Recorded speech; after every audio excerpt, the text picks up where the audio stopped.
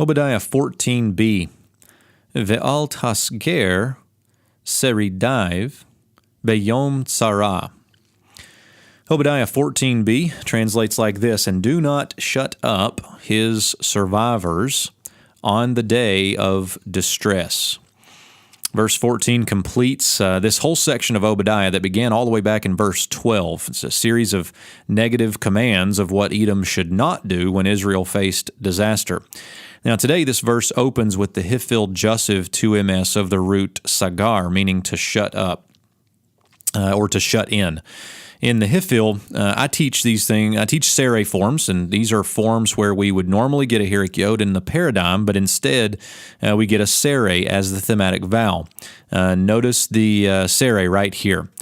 Notice also that the performative vowel is patach. This is a clear indicator of the Hifil imperfect.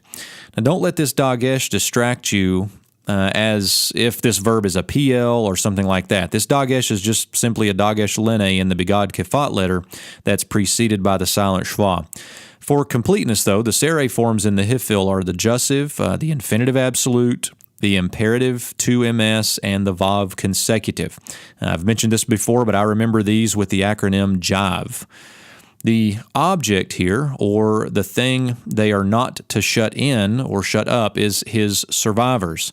And this is a synonymous term with pelit, used in 14a as refugees or something like that.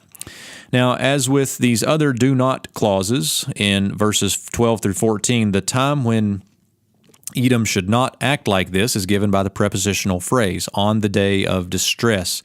The bait is once again temporal here, and day gives us that clue.